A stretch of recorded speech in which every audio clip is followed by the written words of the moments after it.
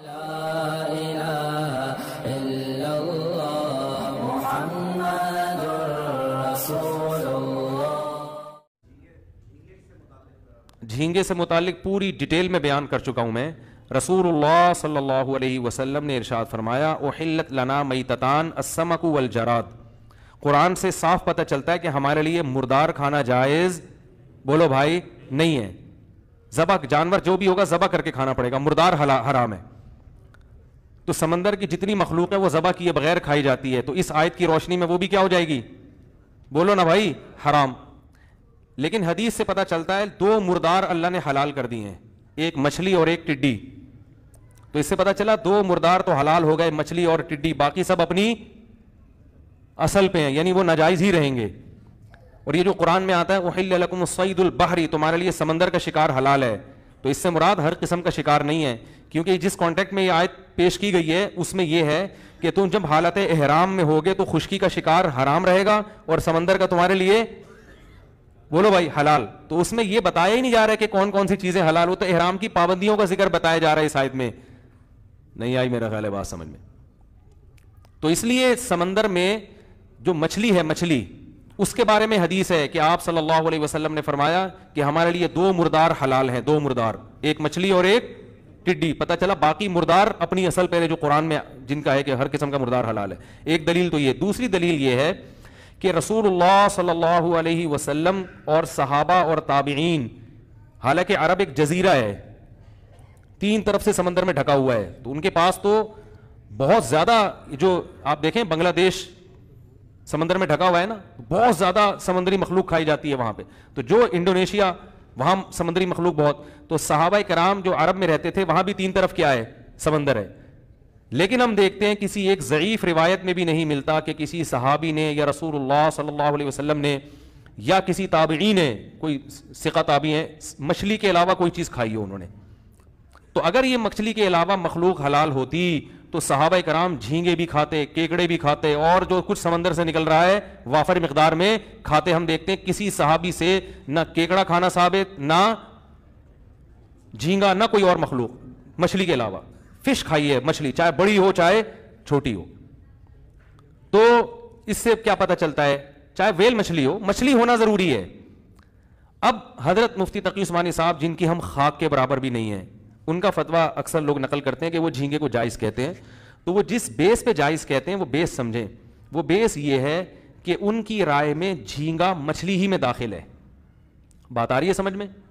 تو حضرت کی جو شان ہے ہم تو اس کی خاک کے برابر بھی نہیں ہیں، لیکن حضرت ہی کے لیول کے جو دوسرے علماء ہیں، جو حضرت مفتی رشید احمد صاحب تھے یا مولانا یوسف جہانگیر صاحب تھے، میں ان کا ذکر کروں گا۔ میں اپنی بات تو میں تو چھوٹا منہ، بڑی بات ہو جائے گی، ان بڑے علماء کے مقابلے میری کیا حیثیت۔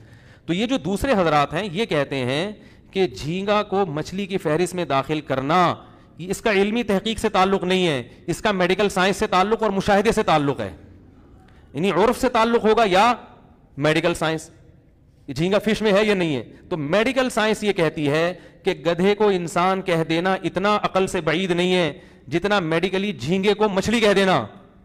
یہ میڈیکل سائنس کی روح سے بالکل، عقل سے یعنی ان کی روح سے بالکل بعید۔ وہ کہتے ہیں کہ گدھے کے پھر بھی بہت سے اعضاء انسان کے مشابہ ہیں، جبکہ جھینگا کسی بھی ایک بھی چیز میں مچھلی کے مشابہ نہیں ہے، سوائے اس کے کہ وہ بھی پانی میں یہ بھی پانی میں، اس کے علاوہ کوئی چیز جھینگے کی مچھلی سے نہیں ملتی۔ تو میڈیکلی اگر آپ عرف کو دیکھیں، بعض لوگ کہتے ہیں نہیں عرف میں اس کو مچھلی کہا جاتا ہے، عرف میں اس کو مچھلی کہا جائے گا مگر سمجھا نہیں جاتا۔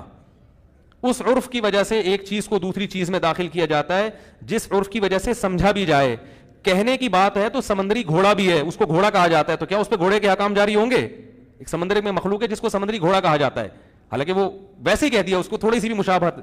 تو جھینگے کو مچھلی محض اس مشابہت میں کہہ دیا کہ وہ بھی کس میں رہتی ہے؟ پانی میں، لیکن مچھلی عرف میں لوگ اس کو سمجھتے نہیں ہیں۔ اس کی دلیل کیا ہے؟ آپ کسی سے کہیں کہ مچھلی لے کر آؤ، کبھی بھی جھینگا اٹھا کے نہیں لائے گا وہ۔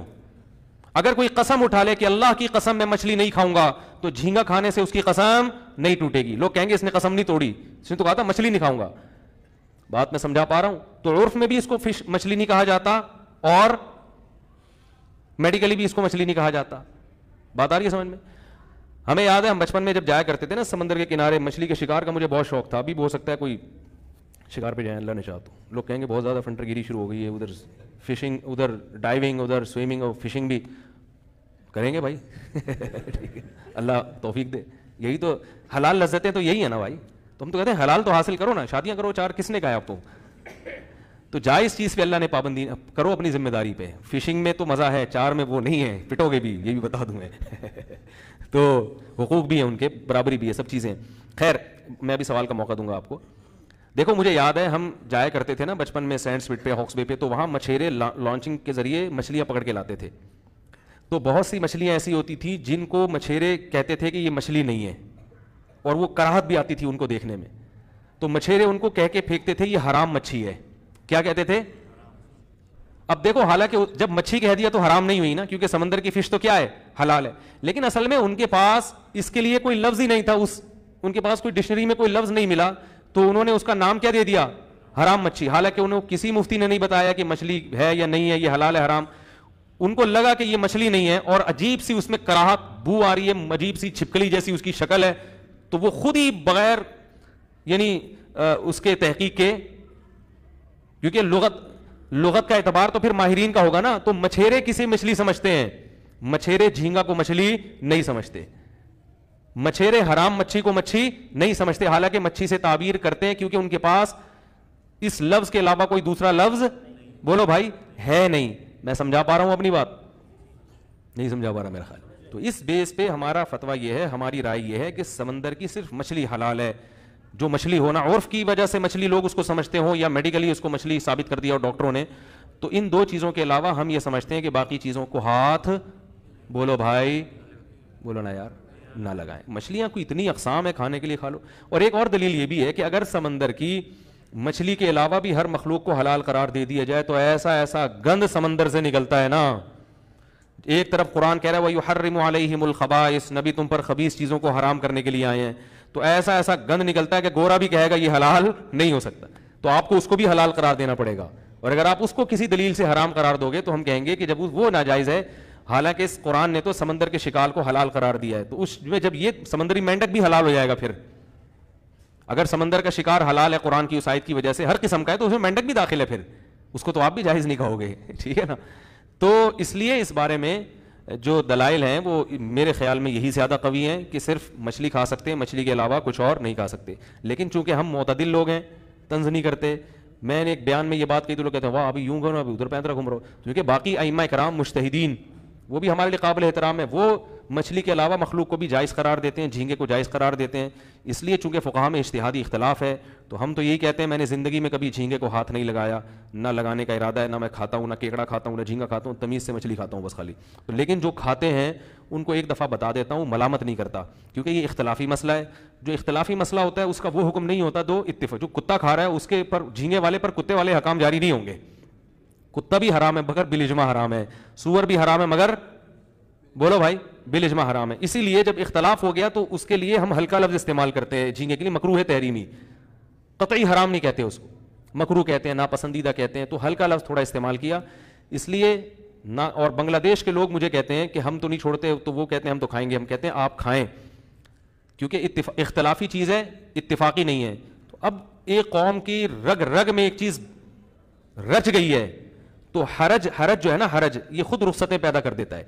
تو چونکہ فقہا کے مابین یہ مسئلہ اختلافی ہے, مجتہدین, بہت سے مجتہدین اس کے جواز کے بھی قائل ہیں, تو ہم بنگلہ دیش کے لوگوں سے کہتے ہیں کہ اس معاملے میں آپ کے لیے فقہ شافعی کو فالو کرنا, بولو بھائی, جائز ہے. کیونکہ وہ بہت زیادہ, ان کی اتنا زیادہ کہ وہ دنیا چھوڑ دے گا جھینگا